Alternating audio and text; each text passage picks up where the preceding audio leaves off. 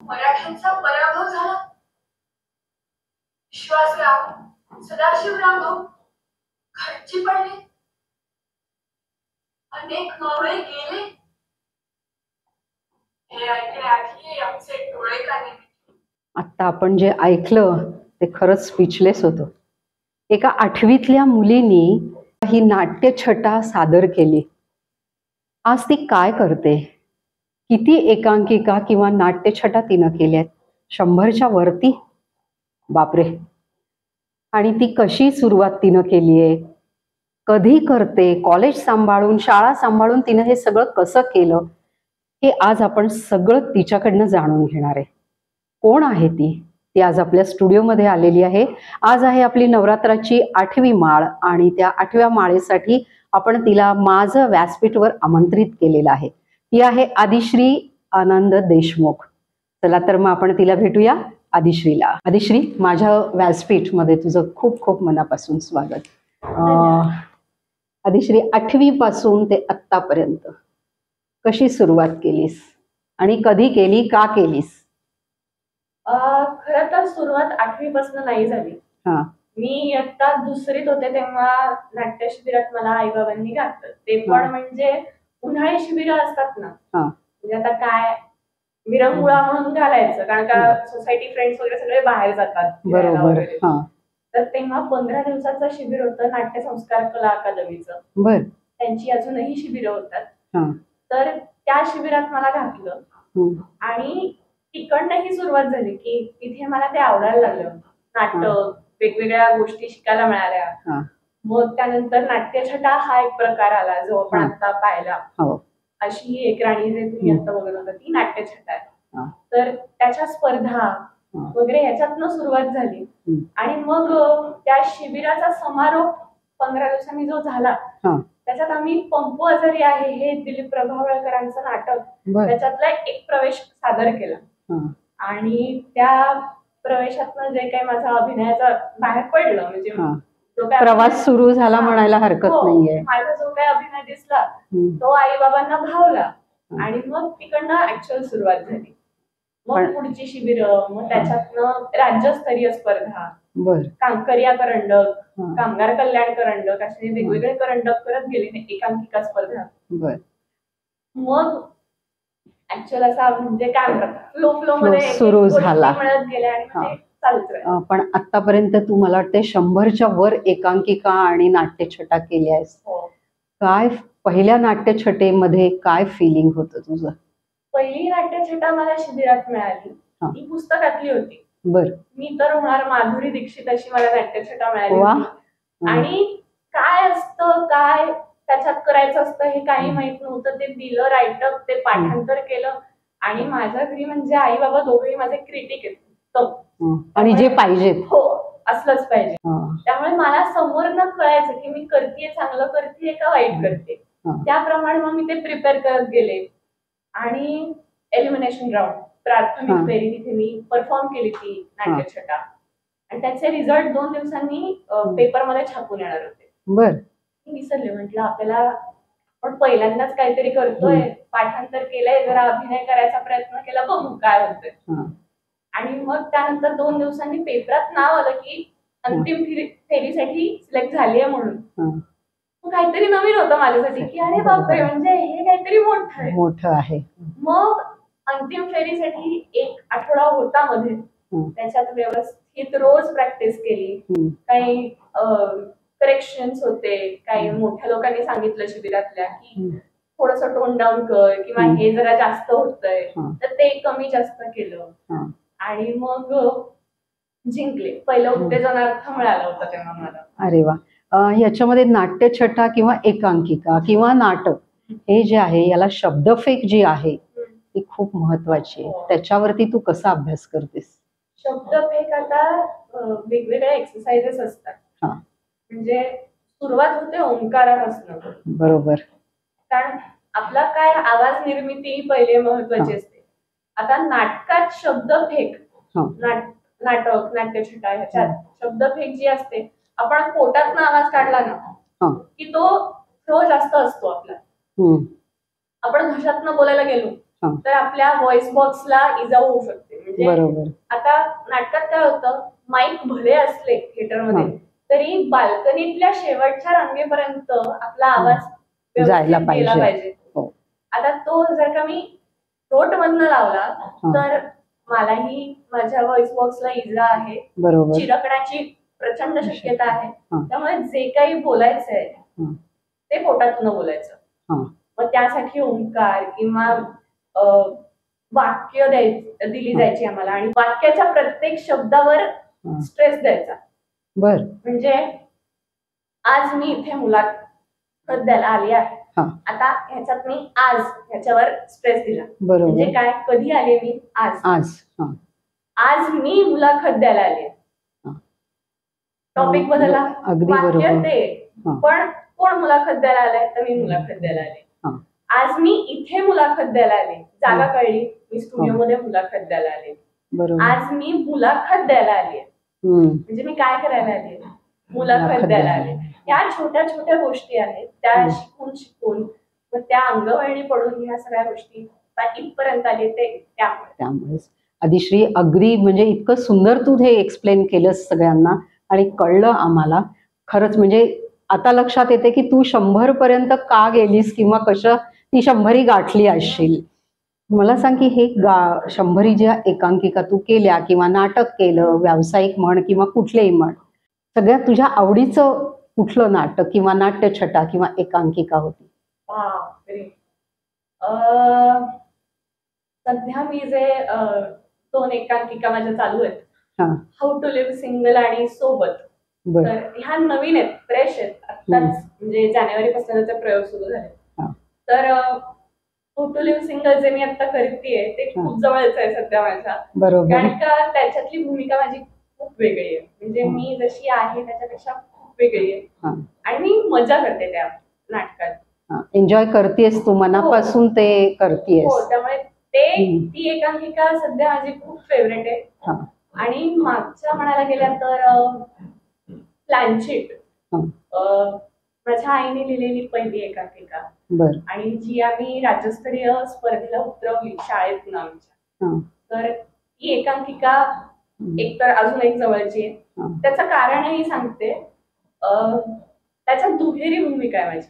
म्हणजे एक मुलगी आहे आणि ती आणि तिचे मित्र गावाला गेलेत मजा करायला तिच्या मामाच्या गावी, आणि त्यांच्या वाड्याच्या समोर एक पडका वाडा आहे जिथे गोदाक्का नावाचं भूत आहे असं उठवलं गेलंय. तर आणि तिथे ऍडव्हेंचर काय करायचं तर हे सगळे प्लॅन चेक करायचं ठरवतात. आणि त्याच्यात जी काय गंमत होते, मी त्यांचा प्लॅन फ्लॉप करायला म्हणून गोदाक्काचं सोंग घेऊन येते. त्यामुळे दुहेरी भूमिका आहे. आणि ती आंतरशालेय म्हणजे आंतरशालेय स्पर्धेत आम्ही उतरवली लायन्स क्लबच्या, आणि तिथे आम्ही 4 बक्षिसं घेऊन आलो. आईला लेखनाचं 3रं, दिग्दर्शनाचं 2रं, आमच्या एकांकिकेला 2रं आणि मला अभिनयाचं 1st. अरे वा, म्हणजे सगळे पहिल्यापासून 4थ्यापर्यंत सगळे बक्षिसं मिळाली. सगळ्या कॅटेगरी मधली आम्ही घेऊन आलो आणि ते नाटक खरंच गाजलं. वा, खूप छान. आदिश्री, मला सांग, आतापर्यंत मी किंवा तू सारखं म्हणतो एकांकिका नाट्यछटा, तर आमच्या प्रेक्षकांना सांग की ह्याच्यामध्ये फरक काय आहे ग? नाट्यछटा जी असते ना ती आता एकपात्री आणि नाट्यछटा याच्यात पण फरक आहे.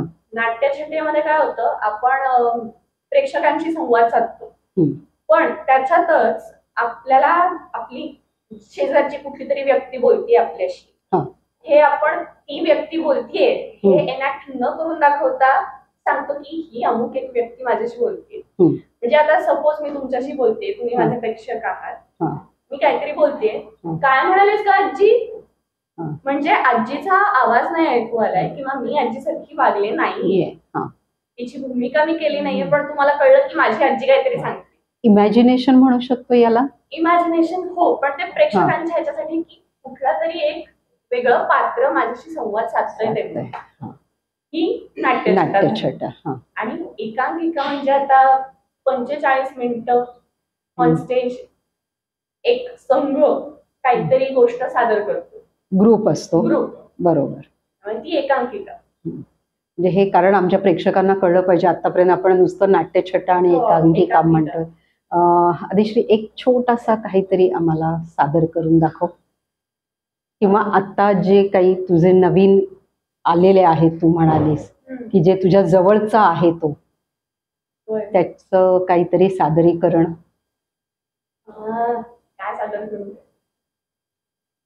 आता जी तू म्हणलीस ती एकांकिका आहे की नाट्यछटा आहे?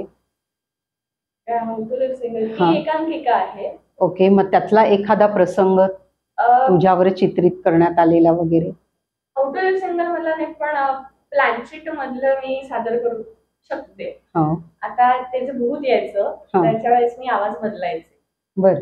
तर ते भूत आल्यानंतर कोकणी आहे, मालवणी आहे, म्हणजे असं इलय मी इलय, तुम्ही माका बोलवलं, या बघा मी इलय, गोदाक्का म्हणतात मका, गोदाक्का. या झोन मधलं ते काहीतरी होत फरक. म्हणजे एक नॉर्मल तू होतीस आणि एक भूताचं एक डबल रोल किंवा दुहेरी भूमिका होती. आदिश्री, इतक्या एकांकिका, नाटक, नाट्यछटा हे सगळं तू केलंस, प्रत्येकाचे रोल वेगळे वेगळे होते.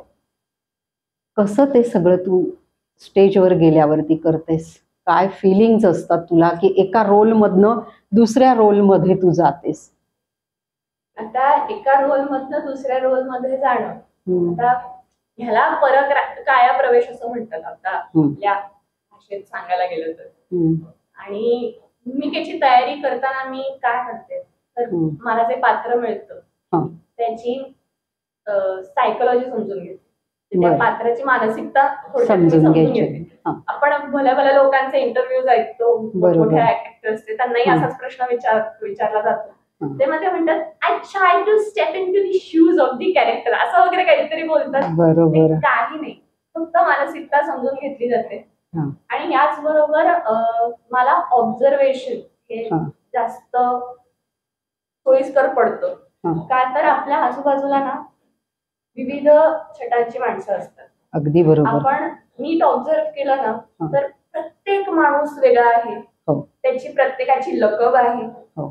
आता ह्या ऑब्झर्वेशन मधनं मला जे काही पात्र मिळेल, मी ते कुठेतरी रिलेट करायला बघते की अशी व्यक्ती आपण पाहिली आहे का कुठे, आणि पाहिली असेल तर त्याची काहीतरी लकब आपल्या लक्षात असते. बरोबर. तर ती कुठेतरी आपल्याला घेता येते का, हे पात्र डेव्हलप करणं. आता स्टेजवर एंट्री घ्यायच्या आधी जर तुम्ही विचारलात ना, तर इन टोटल मी आता 106 प्रयोग केले सगळ्या नाटकांचे मिळून. पण तरी काहीतरी नवखं असतं, कारण का प्रत्येक प्रयोग वेगळा असतो. अगदी खरं. आज मी एक प्रयोग केला, नॉट नेसेसरी तो तसाच्या तसा होईल दुसऱ्या दिवशी. बरोबर. कारण ऑडियन्स वेगळा असतो आणि नाटक म्हटल्यानंतर ऑडियन्सशी थेट संवाद असतो आपला. त्यामुळे त्यांच्या ज्या काही रिॲक्शन्स येतात त्याचा आणि ऍक्टरचा गिव्ह अँड टेक हा जास्त असतो. तो एक वेगळा पडतो प्रयोग. आणि मग त्याच्या आधी काय म्हणतात आपण, मला तरी हे वाटतं की आपण कितीही काही खूप अचीव केलं तरी आपण शून्यापासून सुरुवात करावी. त्यामुळे जेव्हा केव्हा मी एंट्री घेते तेव्हा एक धाकधूक असतेच की आज काय नवीन होतंय, किंवा परिस्थिती बघितली जाते की अच्छा ऑडियन्स असा आहे, त्यामुळे आपण आपली डिलिव्हरी कशी करायची डायलॉग्सची, किंवा कधी कधी ऍक्टर समोरचा तेवढा ह्याच्यात नसतो, कारण का त्यांचीही गिव्ह अँड टेक असते. त्यामुळे त्याची जर का एनर्जी कमी पडली तर मला एनर्जी अजून लावणं जास्त, म्हणजे त्याला पूल करण्यासाठी तुला एनर्जी लावावी लागते. त्यामुळे ते ऑडियन्स पर्यंत पोहोचायला मलाही अजून एनर्जी लावायला लागते, ज्याच्याने त्याचीही एनर्जी वाढेल आणि प्रयोग अजून रंगेल. सो ती धाकधूक किंवा एक ठोका चुकतो ना आपला, हो, तो महत्वाचा असतो. महत्वाचा त्याशिवाय असतो. ती एक केक बसत नाही ऍक्टरला आणि बरोबर. तो प्रयोग रंगत नाही. रंगत नाही. असं कधी झालंय का की तू एखादा डायलॉग विसरलीये किंवा 11th आवरला दुसऱ्या कोणाला तरी तुला सपोर्ट किंवा पूल करायला लागले? म्हणजे हा अनुभव पण येणं खूप गरजेचं आहे. हा. एक एकांकिका होती हा. जिथे मी ऑन स्टेज ब्लँक झाले होते. हम्म. म्हणजे मला जे काही करायचं होतं एंट्री घेतल्यानंतर हा. ते माझ्या डोक्यात होतं ते मी केलं. हा. मला डिरेक्टरनी काय सांगितलं होतं ते मी सगळं केलं. हा. आणि सस्पेन्स थ्रिलर होता ऍक्च्युली नाटक. हा. आणि त्याच्यात जो काही सस्पेन्स आहे तो माझ्याकडनं रिव्हील होत नव्हता, तो एका बरं. वेगळ्या पात्राकडनं रिव्हील होत होता. हम्म. आणि चुकून हम्म. मी तो रिव्हील केला आणि हम्म. ते फ्लो मध्ये झालं कारण का मी आधी हम्म. ब्लँक झाले आणि हम्म. मग मी तो रिव्हील केला हा. आणि हे मी 3दा रिपीट केलं हा. त्या नाटकात. त्यामुळे सगळ्यांना कळलं की मी चुकलीये हा. आणि मी तिथे व्यवस्थित काय म्हणतात माती खाल्ली. आणि मग मलाही असं शिट आपण काय केलं आता. मग त्यामुळे अशा वेळेला काय परिस्थिती येते किंवा दुसरा कोणी सपोर्ट करतो का? हे गरजेचंच असतं कारण नाटक हे एकावर चालत नाही. बरोबर. नाटक हे टीम वर्क आहे. हा. जर का एखादी व्यक्ती चुकली तर दुसऱ्याने सांभाळून घेणं हे गरजेचंच आहे. अगदी बरोबर. त्याला ओपन करण्यापेक्षा चुकलेलं आपण त्याची चूक पोटात घेऊन ती कव्हर अप करणं हे जास्त महत्वाचं आहे. हा. त्यामुळे तेच झालं. जो ऍक्टर होता बाजूला त्यांनी ते कव्हर अप केलं आणि मी पण ऍक्टर आहे त्यामुळे मलाही आता मी केलीये बाबा चूक, तर माझ्या ऍक्टिंग स्किल्स वर मी थोडंफार कव्हर अप करायचा ते प्रयत्न केला. म्हणजे ती बाजू सांभाळली गेली आणि ते सक्सेसफुली झालं नाटक किंवा काय तुझं एकांकिका असेल ते. आदिश्री मला सांग की हे एकांकिका आणि याच्यामध्ये तुला असं कधी चॅलेंजेस आलेत का भूमिकेसाठी किंवा नाटक नाट्यछटा याच्यात चॅलेंजेस काही आलेत का? मला चॅलेंजिंग भूमिका करायचीच हौस आहे कारण ऍक्टरने व्हर्सेटाईल असलं पाहिजे. बरोबर. जर का एकाच पद्धतीची भूमिका तुम्ही करत असलात तर तुम्हाला दुसरी शेड दाखवता येत नाही. अगदी बरोबर. म्हणजे आणि मला हे पटतही नाही कारण का तुम्ही वेगवेगळे जॉनर्स ट्राय केले पाहिजेत. आता एक बालनाट्य राजा सिंह नावाचं जे आम्ही पुढच्या महिन्यात नाट्य परिषदेसाठी परफॉर्म करतोय. माझं खूप मोठं स्वप्न होतं की मला विलन करायचंय. बर. हा म्हणजे हे पण एक इन्स्पिरेशन होतं. एखादी एक सिरियल बघितली त्याच्यातला विलनचं कॅरेक्टर मला आवडलं आणि मग मी ठरवलं की मला कधीतरी एक विलन करायचंय. आणि ह्या राजा सिंह या नाटकात एक पात्र आहे आजीचं. तिच्या 2 शेड्स आहेत. ती नॉर्मल आजी आहे आणि त्यानंतर विलनिश टच पण आहे तिला. त्यामुळे ते एक चॅलेंज होतं की विलन कसा पोर्ट्रे करायचा. त्यामुळे तो आवाजही चेंज करायला लागतो. बरं ती आजी आहे त्यामुळे जरा वयस्कर टोन पण आणावा लागतो. आपल्यात जरा काय म्हणतात स्थैर्य आणावं लागतं. आदिश्री जशी बोलते तशी आजी नाही बोलू शकत हे दाखवायला लागतं. आणि तो एक वेगळा चेंज की आधी मी नॉर्मल आजी आहे त्यानंतर मी आली ती विलन बनवून आली. सो ते एक चॅलेंज होतं माझ्यासाठी. आदिश्री आतापर्यंत ऍक्टर म्हणून तू काम केलंस. आता मध्ये आत्ताच्या आपल्या याच्या आधीच्या प्रश्नाला तू सांगितलं डायरेक्टर. तसे तू डायरेक्टर म्हणून पण काम केलेलं आहेस. काय चॅलेंजेस होते आणि कुठलं नाटक तू डायरेक्ट केलंयस? मी 3 एकांकिका डायरेक्ट केल्या गेल्या 3 वर्षात. ते पण मी ज्या शाळेत होते त्याच शाळेसाठी मी डायरेक्ट केल्या. डिरेक्टरचा काय माहिती का लेखकाने जे काही लिहिलंय ते समजून घेऊन लेखकाला जे दिसलंय आणि ऍट दॅट पॉइंट ऑल्सो की दिग्दर्शकाला पण तसंच दिसतंय का. बरं मला जर का काही वेगळं दिसलं लेखकापेक्षा तरी मला ते पोर्ट्रे करता येते का समोर प्रेक्षकांना. हा एक कस असतो की मला जे दिसलंय तेच तुम्हाला बघायला मिळणार. बरोबर. त्यामुळे दिग्दर्शन पण एक बाजू जी मी एन्जॉय करते. जे काही आता थिएटर एंटरटेनमेंट मध्ये मी होते तर आमचा एक डिरेक्टर होता तिथे सूरज पारसनीस. तो पण आता एक नोन ऍक्टर आहे डिरेक्टर. तर त्याच्याकडनं जे काही शिकायला मिळालं हम्म. ते मी वापरायचा प्रयत्न केला, सगळं हा. ज्ञान माझं. आणि 3 एकांकिका डिरेक्ट केल्या. त्यातली एक होती पळता भुई थोडी, बर. ती पहिली एकांकिका डिरेक्ट झाली. त्यानंतर पावसातला पावणा आणि प्लॅन शीट ती मी Okay. सादर केली होती, ती मी यावर्षी डिरेक्ट केली. बर. आणि आम्हाला 3रं पारितोषिक मिळालं स्पर्धेत. पण मग ऍक्टिंग करणं सोपं आहे की डिरेक्ट करणं सोपं आहे? खरं तर दोन्ही अवघड आहेत. पण मी पूर्णपणे ऍक्टिंग मध्ये असल्यामुळे मी सांगू शकते की मला ऍक्टिंग जास्त सोपी पडते. कारण डिरेक्टोरियल विजन डेव्हलप करणं हे तितकंच अवघड असतं. तुम्हाला खूप गोष्टींचं नॉलेज लागतं. मग ते लाईट्स असो, साऊंड असो, सिम्बलिझम किंवा छोट्या छोट्या गोष्टी असतात अजून, त्याचं तुम्हाला ज्ञान लागतं. आणि मग ते ऑब्झर्वेशन मधनच होतं. सो ते मी अजून डेव्हलप नाही केलंय. मी म्हणेन ते होतंय हळूहळू होतंय.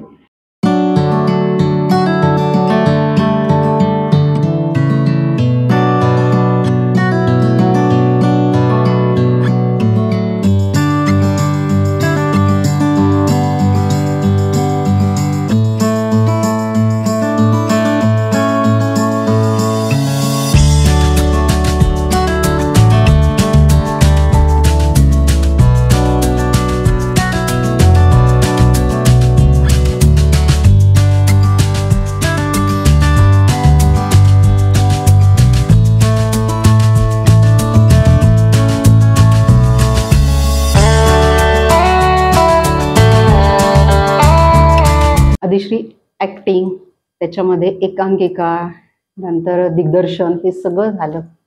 आता तुझ्या डान्सिंग आणि सिंगिंग बद्दल आम्हाला सांग.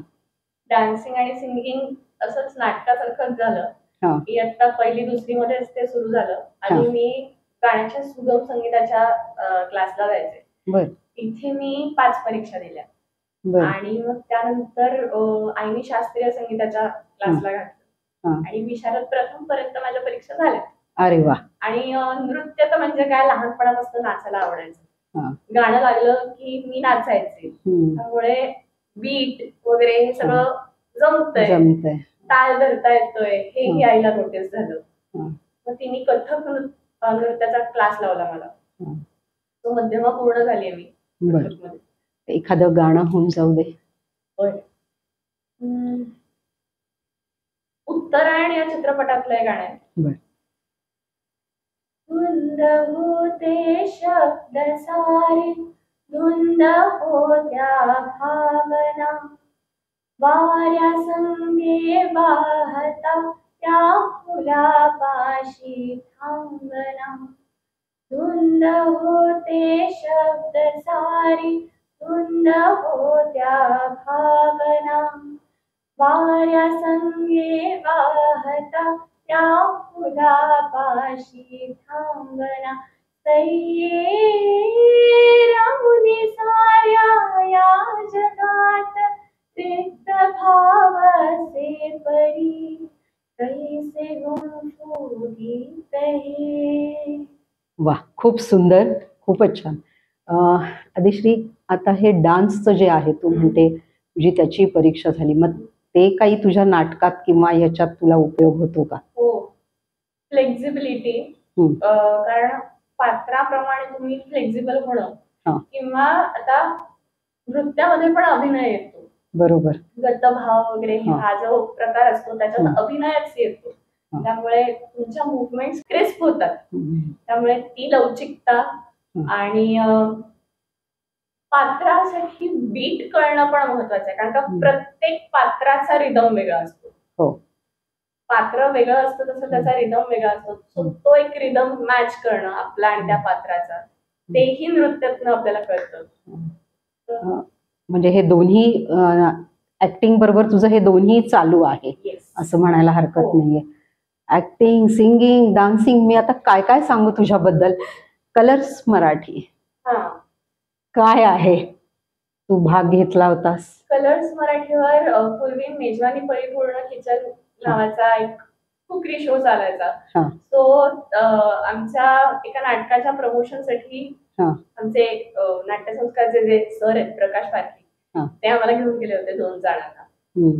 तो तिथे विष्णू मनोहर होते, हो. त्यांना भेटण्याचा योग आला. हं. आणि तिथे इकडचं वातावरण कळलं की हं. शूट काय असतं. बर बरं, हे चित्रपटाचं चित्रीकरण किंवा सिरियलचं चित्रीकरण आणि कुकरी शोचं चित्रीकरण हेही वेगवेगळं असतं. हो, अगदी कारण बरोबर. एक तिथे कुकरी शो होता, त्यामुळे 10 वेगवेगळ्या अँगल्सना 10 कॅमेरे लागले होते. हं. आणि मॉनिटर रूम मध्ये बसून डिरेक्टर आम्हाला जे काय सांगत होते ते आम्ही करत होतो. ऑब्व्हियसली आता ते काय म्हणतात तिथे बनवायचंच असतं, त्यामुळे असं स्क्रिप्ट काही नसतं तिथे. पण तो एक वेगळा अनुभव तुला. होता. पण तुला कुकिंगची आवड आहे? बनवतेस तू काही? हो, बनवते. अरे वा, म्हणजे ती पण आवड तू डेव्हलप केलेली आहे. पण ते माझ्या मूडवर पण असतं. हो. म्हणजे मला काहीतरी छान खावंसं वाटतंय तर मी काहीतरी वेगळं बनवते. आता ही माझ्या आईची कंप्लेंट आहे की आपला नॉर्मल काहीतरी पोहे बनवणं किंवा उपमा किंवा आपले महाराष्ट्रीयन पदार्थ बनवण्यापेक्षा मी जास्त इटालियन कुझिन किंवा चायनीज ह्या गोष्टी जास्त बनवते. म्हणजे मला कुकिंग करताना पिझ्झा पास्ता सॉस लागतो, मेयोनेज लागतं, चीज लागतं, हेच एक गोष्टी लागतात असं तिचं म्हणणं आहे. पण खरंच लागतं ना तुला? लागतं, कारण का काहीतरी चमचमीत हवं असतं. संध्याकाळच्या वेळेला काहीतरी मंचिंग करायला. पण असं नाही की मी हेच खाते.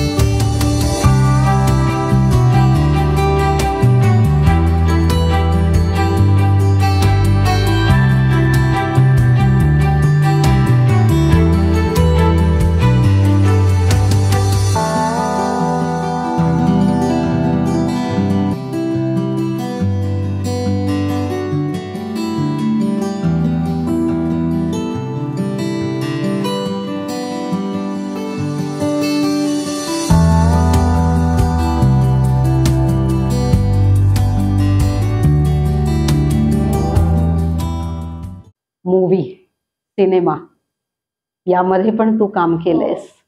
कुठल्या सिनेमामध्ये आणि तुला ते कसं मिळालं?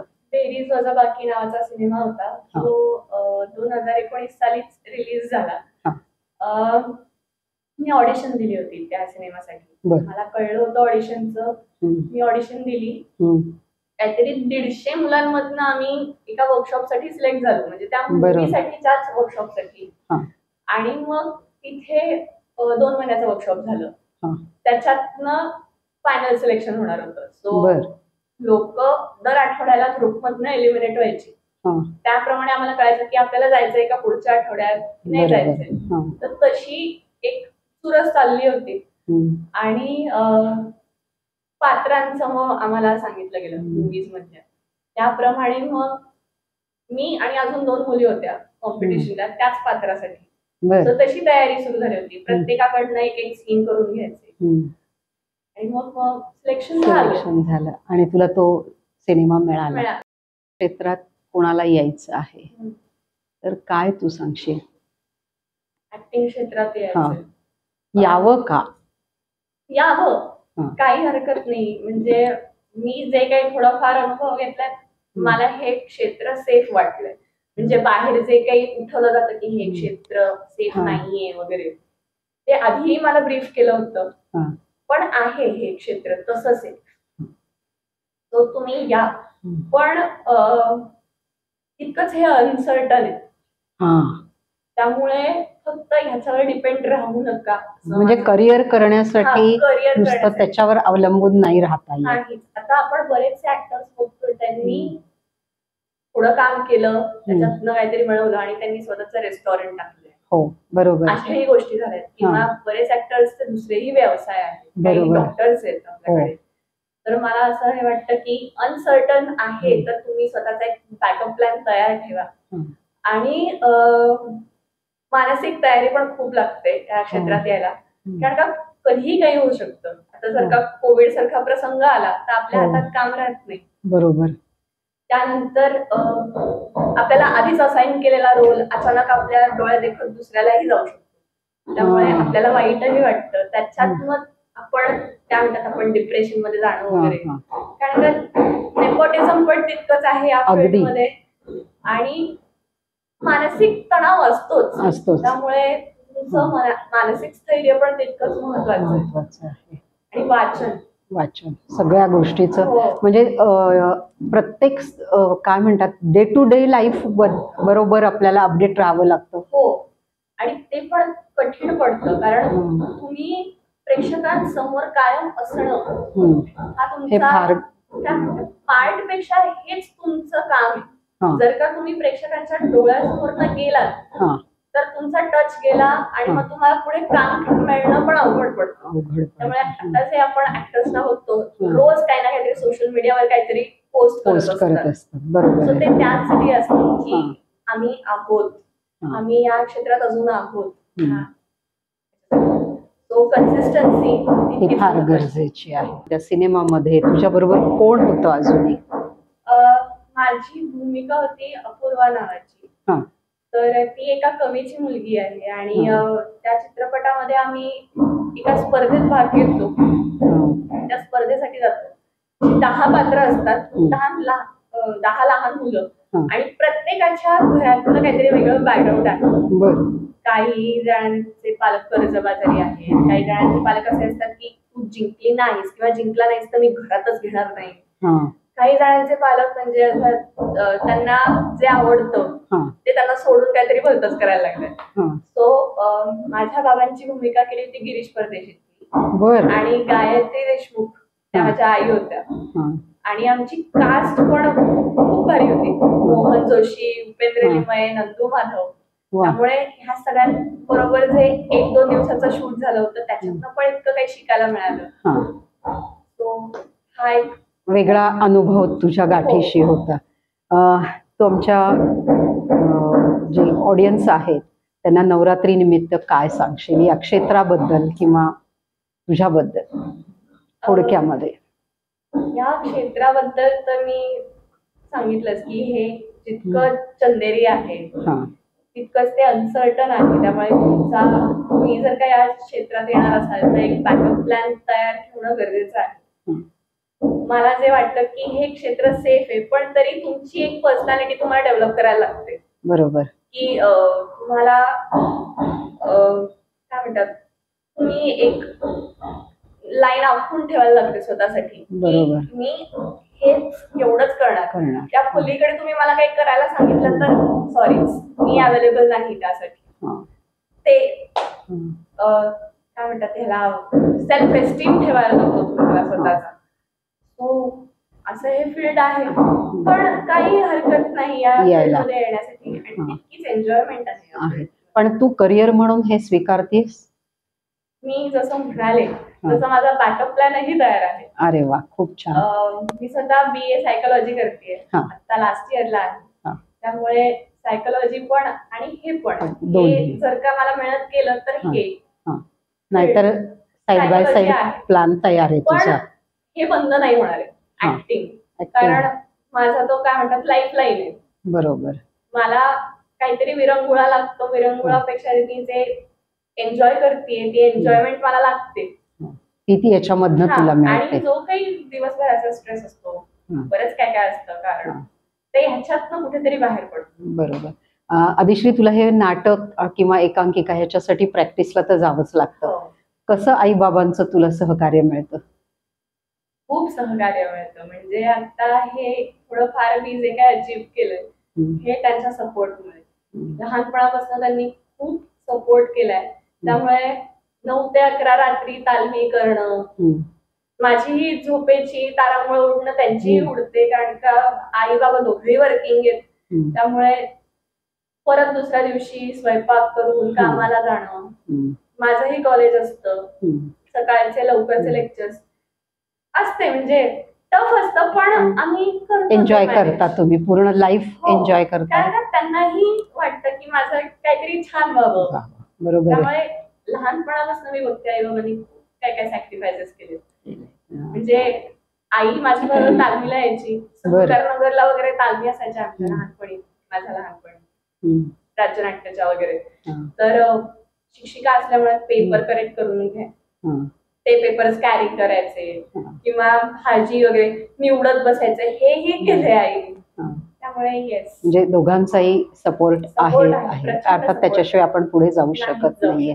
आदिश्री, तुझ्या ज्या मनातल्या इच्छा आहेत त्या नक्की पूर्ण होत आणि तुझं करिअरला याच्यामध्ये पण आमच्या व्यासपीठतर्फे खूप खूप शुभेच्छा. आज तू इथे आलीस. मयूर कलेक्शन्स तर्फे तुला एक छोटीशी भेट. थँक्यू. मयूर कलेक्शन्स मध्ये आपल्याकडे खूप स्टोन्सची ज्वेलरी आहे, पारंपरिक ज्वेलरी आहे, त्यानंतर आता नवरात्रासाठी पण ज्वेलरी आहे. जसा तुला वेळ मिळेल असंच मी म्हणेन तशी नक्की व्हिजिट कर. प्रेक्षक हो, कसा वाटला आजचा तुम्हाला पॉडकास्ट आदिश्रीचा? जर तुम्हाला आदिश्रीचा पॉडकास्ट आवडला असेल आणि तिच्याशी संपर्क करायचा असेल, तुम्हाला या क्षेत्रात यायचं असेल किंवा तिला अजूनही काही नाटकासंदर्भात किंवा एकांकिका संदर्भात जर काही तिच्याशी संपर्क साधायचा असेल तर मी इन्स्टाची तिची लिंक शेअर करते आहे, तुम्ही नक्की तिला फॉलो करा. जर तुम्हाला आजचा आमचा हा एपिसोड आवडला असेल तर या एपिसोडला, या पॉडकास्टला नक्की लाईक करा, शेअर करा, सबस्क्राईब करा. धन्यवाद.